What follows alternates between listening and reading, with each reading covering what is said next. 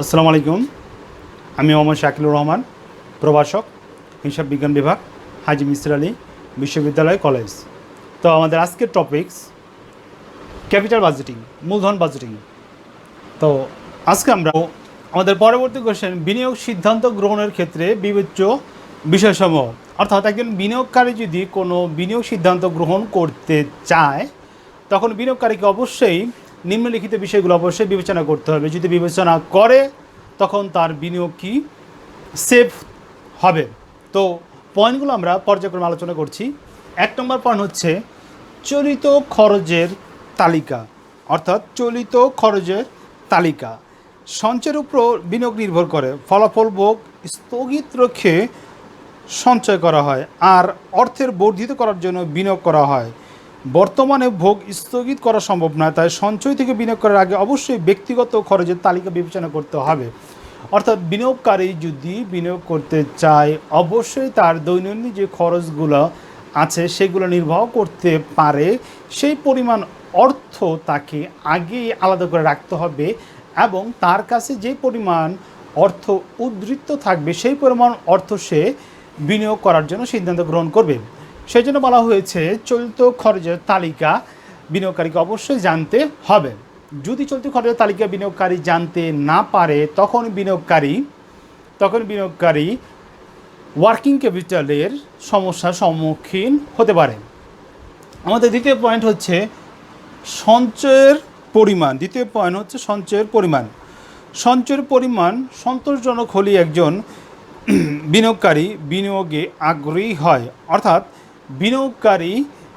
বিনিয়োগকারী সঞ্চয়ের পরিমাণ ব্যক্তি বিনিয়োগের ক্ষেত্রে সিদ্ধান্ত প্রভাব বিস্তার করে।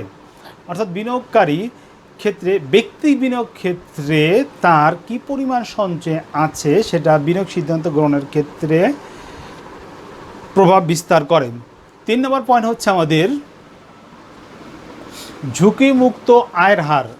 একজন বিনিয়োগকারী যখন বিনিয়োগ করবে, বিনিয়োগকারী অবশ্যই জানতে চাইবে তার বিনিয়োগ থেকে কি পরিমাণ অর্থ ঝুঁকিমুক্তভাবে আয় হবে। অর্থাৎ বিনিয়োগের যে রিটার্নটা আসবে সেই রিটার্নের কি পরিমাণ অংশ ঝুঁকিমুক্ত থাকবে সেটি বিনিয়োগকারী অবশ্যই বিনিয়োগ করার পূর্বে বিবেচনা করবেন।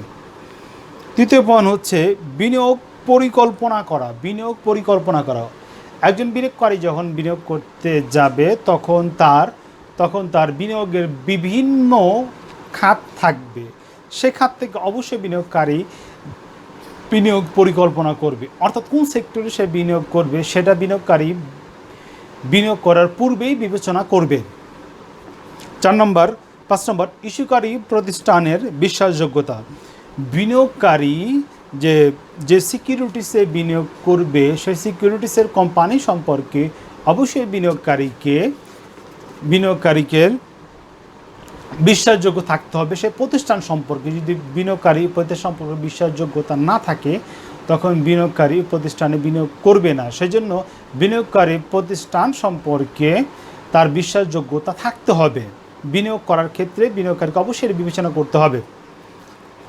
4 নম্বর প্রতিদানের অতীত ধারা। অর্থাৎ বিনিয়োগকারী যে কোম্পানিতে বা যে সেক্টরে বা যে সিকিউরিটিসে বিনিয়োগ করতে চাচ্ছে, সেই সিকিউরিটিস থেকে বিনিয়োগকারী কি পরিমাণ অর্থ বা প্রতিদান পূর্বের বছরে পেয়েছে যারা নাকি বিনিয়োগ করেছে, সে সম্পর্কে তাকে অবশ্যই তাকে জানতে হবে এবং জেনে তাকে কী করতে হবে, বিনিয়োগ করতে হবে। ঝুঁকির মাত্রা। অর্থাৎ একজন বিনিয়োগকারী যেই সেক্টরে বিনিয়োগ করছে সেই সেক্টরে কি পরিমাণ ঝুঁকি বিদ্যমান আছে, বিনিয়োগকারীকে বিনিয়োগ করার আগে সেটা অবশ্যই বিবেচনা করতে হবে। তথ্যর সহজলভ্যতা।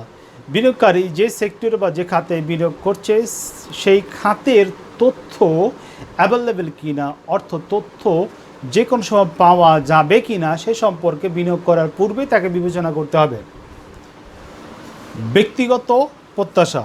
বিনিয়োগকারী বিনিয়োগ করার পূর্বে তার ব্যক্তিগত প্রত্যাশা কি সেটা অবশ্যই বিবেচনা করতে হবে, কারণ এক এক ব্যক্তির প্রত্যাশা এক এক রকম হয়ে থাকে। কোনো ব্যক্তি উচ্চ প্রতিদান আশা করে কোনো ব্যক্তি, নিম্ন প্রতিদান কোনো ব্যক্তি প্রতিদান আসলে হয়, নাও আসলে হয়। সো বিনিয়োগের ক্ষেত্রে ব্যক্তিগত প্রত্যাশা অবশ্যই বিবেচনা করতে হবে। ভবিষ্যৎ চাহিদা, বিনিয়োগকারী যে সেক্টরে বিনিয়োগ করছে সেই সেক্টরের ভবিষ্যতের চাহিদা থাকবে কি না, বিনিয়োগ করার ক্ষেত্রে বিনিয়োগকারীকে অবশ্যই সেই জিনিসগুলো বিবেচনা করতে হবে। অর্থাৎ যেই সেক্টরে বিনিয়োগ করছে সেই সেক্টরের ভবিষ্যৎ কী, ফিউচার কী, সেগুলা তার পূর্বে থেকেই বিনিয়োগ করার পূর্বে বিবেচনা করতে হবে। মুদ্রাস্ফীতির হার, ভবিষ্যতের মুদ্রাস্ফীতির হার বিনিয়োগ সিদ্ধান্তকে প্রভাবিত করে।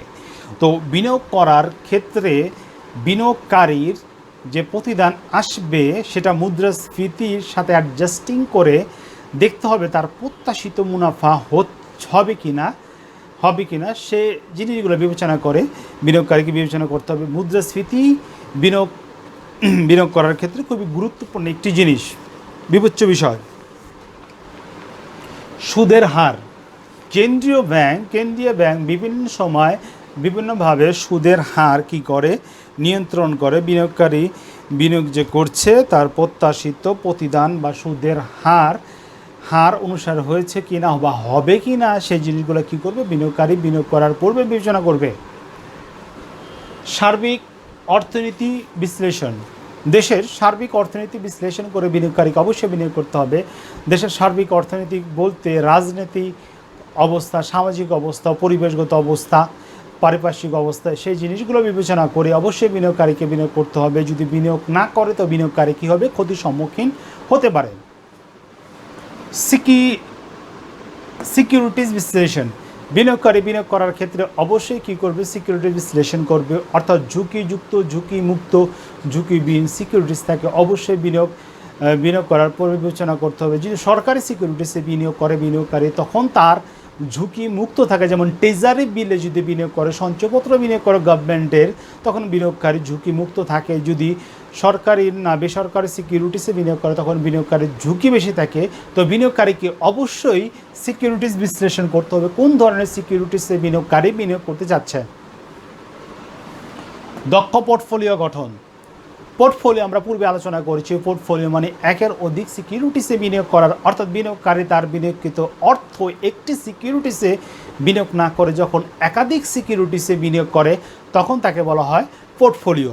দক্ষ পোর্টফোলিও বলতে বোঝানো হয়েছে অর্থাৎ একজন এক্সপার্ট বা প্রফেশনাল পোর্টফোলিও ম্যানেজারের সহায়তা দক্ষ পোর্টফোলিও অর্থাৎ সে বাজার বিশ্লেষণ করে কোন কোন সেক্টরে বিনিয়োগ করলে বিনিয়োগকারী অধিক পরিমাণ লাভবান হবে সেই সম্পর্কে তাকে সহায়তা করবে, যার মাধ্যমে সে দক্ষ পোর্টফোলিও গঠন করতে পারে।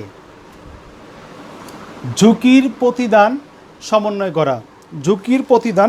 করা, বিভিন্ন মাত্রার ঝুঁকি প্রতিদান বিভিন্ন রকম হয়ে থাকে, তাই বিনিয়োগকারী অন্যতম উদ্দেশ্য হচ্ছে ঝুঁকি প্রতিদান সমন্বয় করা। অর্থাৎ যে পরিমাণ আশা করছে সেই পরিমাণ আশা প্রতিদানের করার জন্য বিনিয়োগকারীকে কী পরিমাণ সিদ্ধান্ত গ্রহণ করতে হবে সেটা অবশ্যই বিনিয়োগকারীকে বিবেচনা করতে হবে বিনিয়োগ করার পূর্বেই।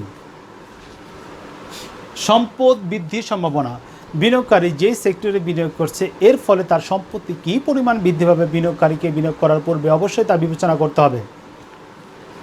মূলধন বাজারের গতি প্রকৃতি, অর্থাৎ ক্যাপিটাল মার্কেট অথবা মানি মার্কেট, ক্যাপিটাল মার্কেটের বর্তমান অবস্থা, ভবিষ্যতে গতি প্রকৃতি, ভবিষ্যতে কোন দিকে বাজার যাবে তার সংশ্লিষ্ট সিকিউরিটিসের সে সম্পর্কে বিনিয়োগকারীকে অবশ্যই কী করতে হবে, পূর্ব ধারণা থাকতে হবে এবং সে সম্পর্কে অবশ্যই বিনিয়োগকারীকে পূর্ব ধারণা থাকতে হবে। যদি না থাকে বিনিয়োগকারী কী হতে পারে, আর্থিকভাবে ক্ষতিগ্রস্ত হতে পারে। রাজনৈতিক স্থিতিশীলতা বিনিয়োগ করার পূর্বে বিনিয়োগকারীকে বিবেচনা করতে হবে, কারণ রাজনৈতিক স্থিতিশীলতার উপর নির্ভর করে ব্যবসা প্রতিষ্ঠানের মুনাফা বৃদ্ধি বা হ্রাস। বিনিয়োগকারী যে সেক্টরে বিনিয়োগ করছে সেই সেক্টরে যদি সরকারের কোনো বিধি নিষেধ থাকে তখন উক্ত কোম্পানি পর্যাপ্ত পরিমাণ প্রফিট দিতে পারবে না অথবা কোম্পানি বিলোপ সাধন হয়ে যেতে পারে। এই জন্য রাজনৈতিক স্থিতিশীলতা অর্থাৎ যে সেক্টরে বিনিয়োগ করছে সেই সেক্টরে রাজনৈতিক কোনো চাপ আছে কি না বা রাজনৈতিকভাবে ওই সেক্টরটি কোনোভাবে ক্ষতিগ্রস্ত হতে পারে কি না সে সম্পর্কে বিনিয়োগকারীকে অবশ্যই পূর্বেই বিবেচনা করতে হবে। যদি বিবেচনা না করে তখন বিনিয়োগকারী ক্ষতিগ্রস্ত হতে পারে। পোর্টফোলিও ব্যবস্থাপকের মতামত, যখন বিনিয়োগকারী কোনো সেক্টরে বিনিয়োগ করবে অবশ্যই পোর্টফোলিও ম্যানেজারের পরামর্শ অনুসারে করবে, কারণ একজন বিনিয়োগকারী বাজার সম্পর্কে তার জ্ঞান পরিপূর্ণ নাও থাকতে পারে। একজন দক্ষ পোর্টফোলিও ম্যানেজারের সাথে আলাপ করে পরামর্শ নিয়ে সে তার পোর্টফোলিও সাজাতে পারে। সরকারি বিধিনিষেধ, একজন বিনিয়োগকারী অবশ্যই বিনিয়োগ করার পূর্বে সরকারি বিধিনিষেধ বিবেচনা করবে। অর্থাৎ সরকার